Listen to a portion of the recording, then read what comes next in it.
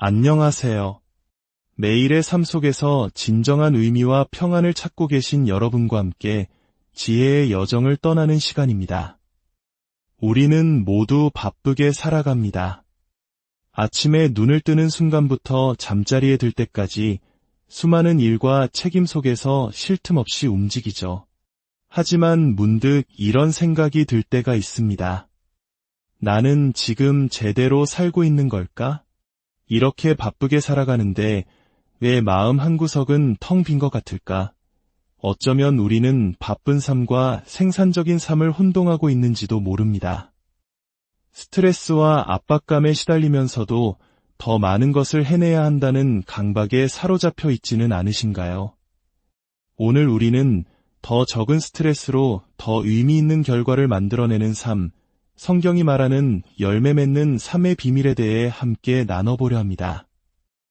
이 이야기가 여러분의 마음에 깊은 울림을 주고 지친 영혼에 새로운 힘을 불어넣어 주기를 소망합니다. 이 귀한 지혜가 더 많은 이들에게 전해질 수 있도록 지금 여러분이 듣고 계신 이 콘텐츠에 좋아요를 눌러주시고 주변 분들에게 공유해 주십시오. 여러분의 작은 실천 하나하나가 하나님의 은혜를 전하는 귀한 통로가 될 것입니다.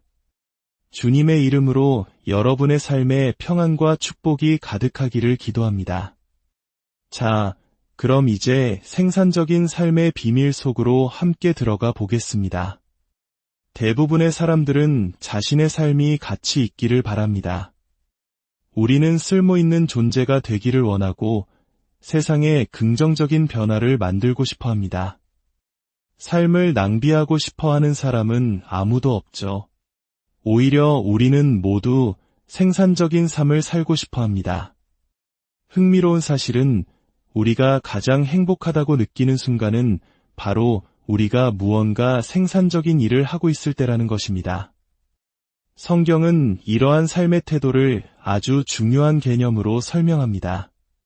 바로 청지기 직분입니다. 청지기란 주인이 맡긴 것을 지혜롭게 관리하는 사람을 의미합니다.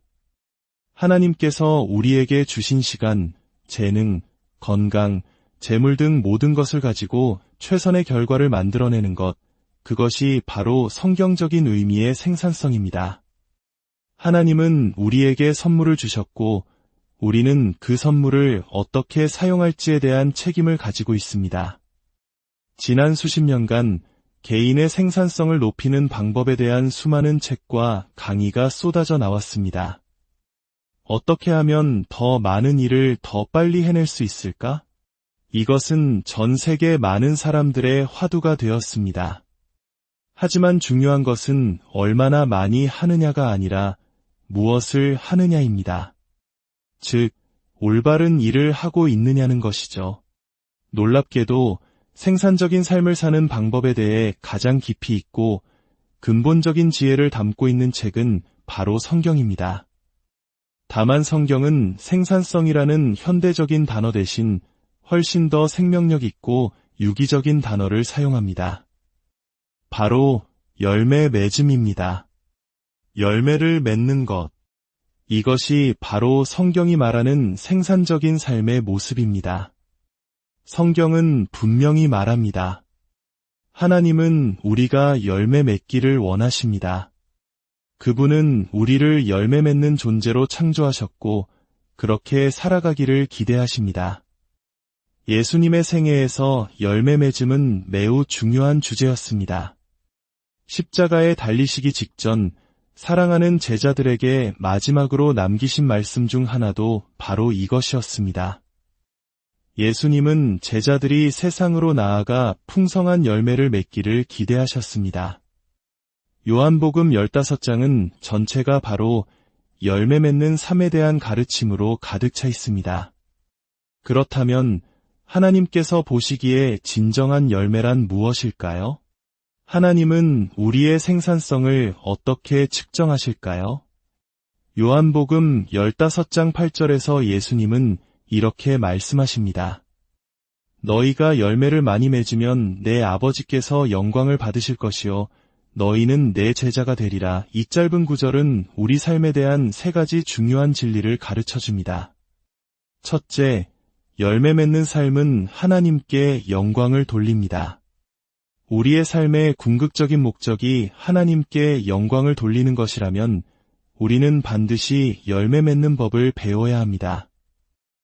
우리의 생산적인 삶 그 자체가 하나님 아버지를 높이는 찬양이 되기 때문입니다. 둘째, 열매는 우리가 예수님의 제자라는 증거입니다. 만약 우리 삶에 아무런 선한 열매가 없다면 어떻게 우리가 하나님의 자녀이며 그리스도를 따르는 사람이라고 말할 수 있을까요? 열매는 우리 믿음의 진실성을 보여주는 가시적인 증표입니다. 셋째, 하나님은 우리가 많은 열매를 맺기를 원하십니다. 그분은 우리 삶에 약간의 열매가 맺히는 것에 만족하지 않으십니다. 하나님은 언제나 풍요의 하나님이십니다. 그분은 우리가 상상하는 것 이상으로 넘치도록 풍성한 삶을 살기를 원하십니다. 요한복음 15장 16절에서 예수님은 한 걸음 더 나아가 말씀하십니다. 너희가 나를 택한 것이 아니요 내가 너희를 택하여 세웠나니 이는 너희로 가서 열매를 맺게 하고 또 너희 열매가 항상 있게 하여. 여기서 우리는 두 가지 더 중요한 진실을 발견합니다. 첫째, 열매를 맺는 것은 구원의 목적입니다. 예수님은 우리가 그저 천국에 가기 위해 구원받았다고 말씀하지 않으십니다. 그분은 우리를 섬기고 봉사하며 열매를 맺는 삶을 살게 하시려고 우리를 구원하셨습니다. 예수님께서는 우리를 위해 십자가에서 생명을 내어주시는 엄청난 투자를 하셨습니다. 그리고 언젠가 그분은 우리에게 물으실 것입니다. 내가 너에게 준 것들로 무엇을 하였느냐? 둘째, 진정으로 생산적인 삶이란 그 열매가 지속되는 삶입니다. 반짝하고 피었다가 금세 시들어 사라지는 열매와 오랜 시간 동안 꾸준히 남아있는 열매는 근본적으로 다릅니다. 우리 한국인들은 오랜 세월 끈기와 인내를 미덕으로 여겨왔습니다.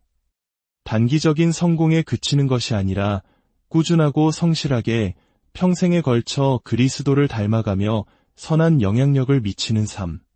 그것이 바로 하나님께서 기뻐하시는 열매가 지속되는 삶입니다. 그렇다면 성경이 말하는 열매에는 구체적으로 어떤 종류가 있을까요? 신약 성경은 크게 4가지 종류의 열매를 이야기합니다. 첫째는 회개의 열매입니다. 이것은 자기중심적인 삶에서 돌이켜 하나님 중심의 삶으로 방향을 전환하는 것을 의미합니다. 삶의 주인이 내가 아니라 하나님이심을 인정하는 마음의 변화, 그것이 첫 번째 열매입니다. 둘째는 성령의 열매입니다. 갈라디아서 5장에 나오는 9가지 성품의 열매를 말합니다. 사랑, 희락, 화평, 오래 참음, 자비, 양선, 충성, 온유, 절제. 이것은 우리의 인격이 그리스도를 닮아 변화되는 것을 의미합니다. 셋째는 다른 그리스도인을 낳는 열매입니다. 사과나무가 사과를 맺듯 그리스도인의 자연스러운 열매는 또 다른 그리스도인입니다. 누군가 우리에게 복음을 전해주었듯이 우리도 다른 사람을 하나님 나라로 인도하는 것, 이것이 바로 영적인 재생산의 열매입니다. 넷째는 사역의 열매입니다.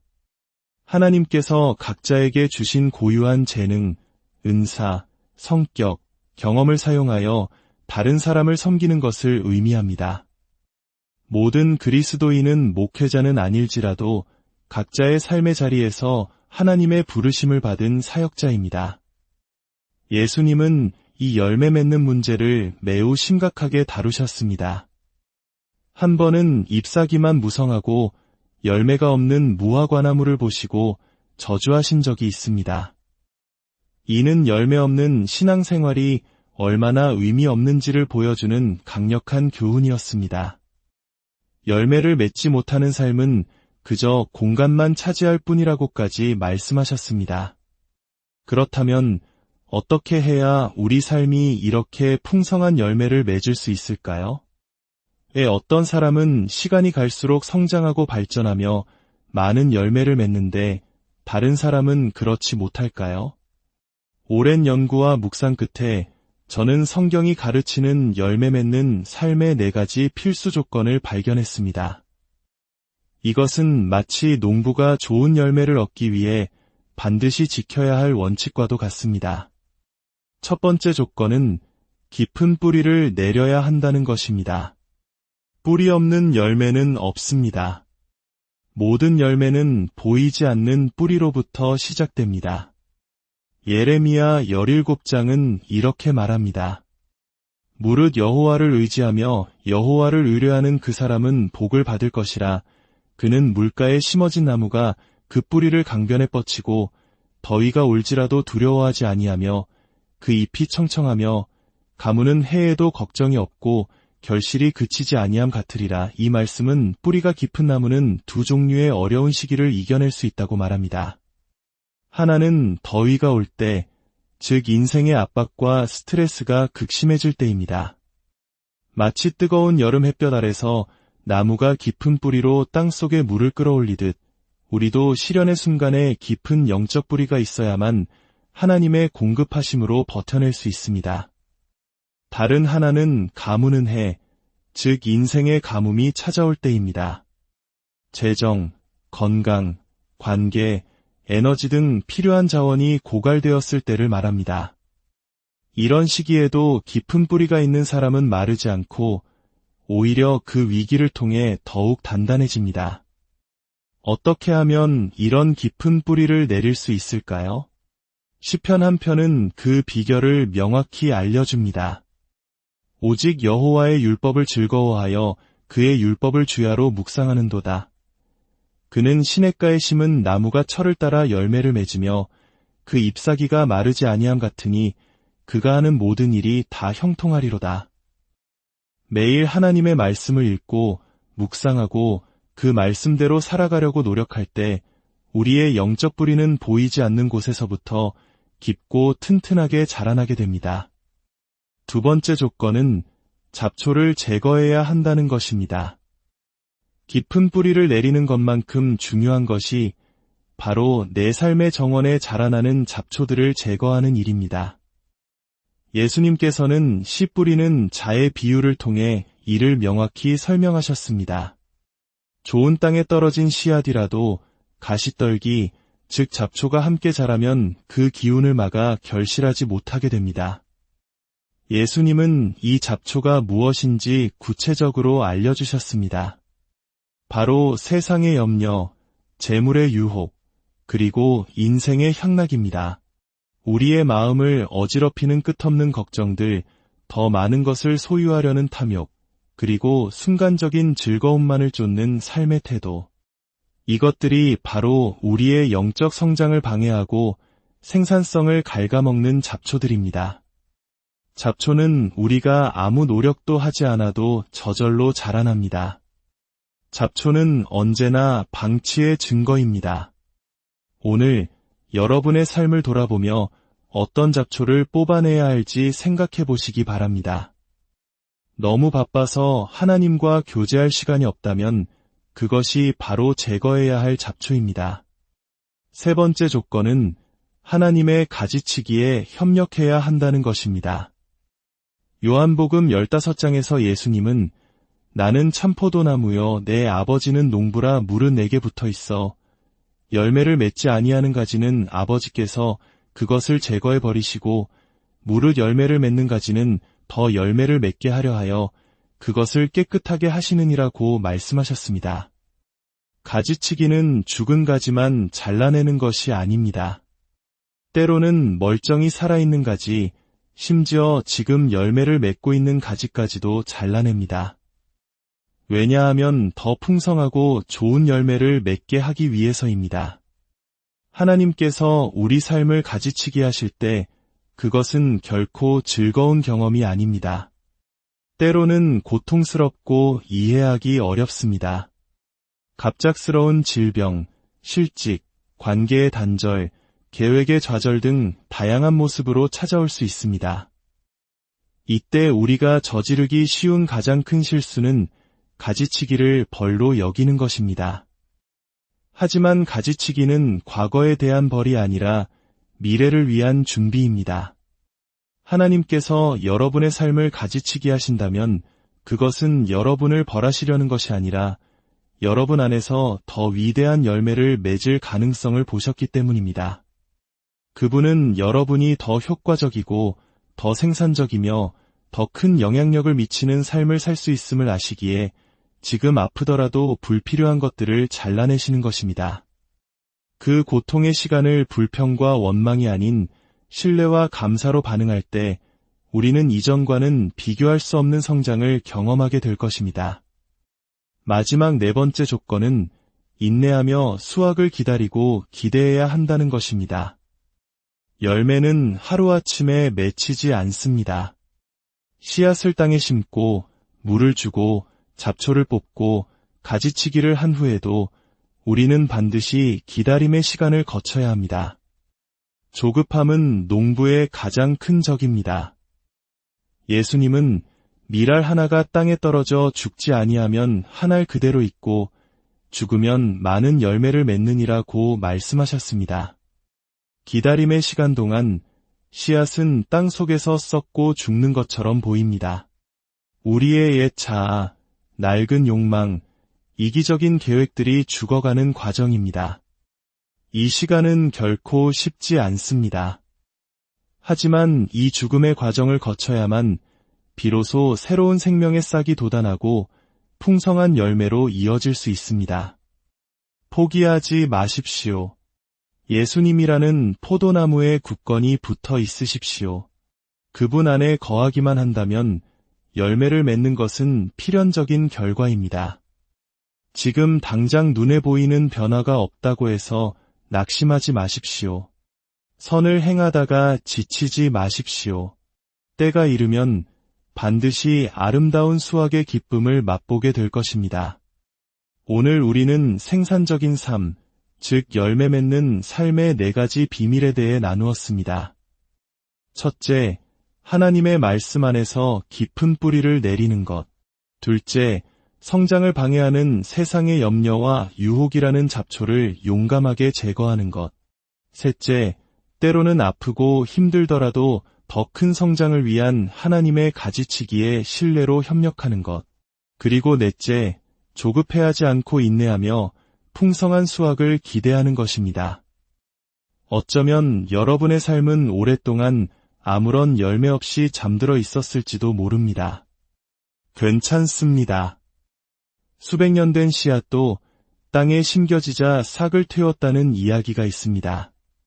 중요한 것은 과거가 아니라 바로 지금입니다.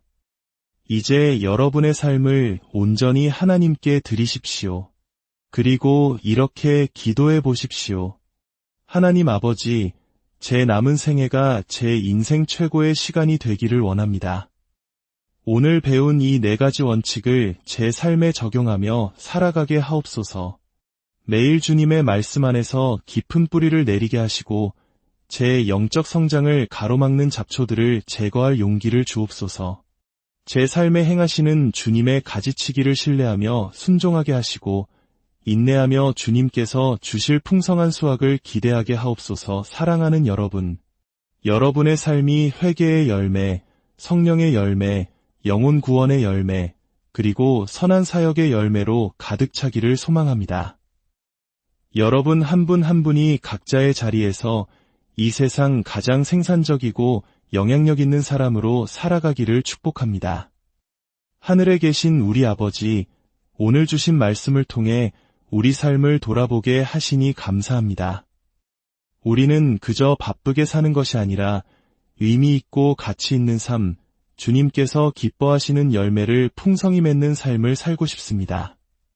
주님, 우리가 매일 말씀으로 깊은 뿌리를 내리게 하시고 세상의 잡초들을 과감히 제거할 지혜와 용기를 주옵소서. 고통스러운 가지치기의 시간 속에서도 주님의 선하신 뜻을 신뢰하게 하시고 인내하며 아름다운 열매를 기다리게 하옵소서. 우리 각자의 삶을 통해 아버지께서 영광 받으시기를 간절히 원하오며 이 모든 말씀 우리를 사랑하시는 예수 그리스도의 이름으로 기도드립니다. 아멘. 성부와 성자와 성령의 이름으로 이 말씀을 듣는 모든 분들의 삶 위에 하나님의 풍성한 은혜와 축복이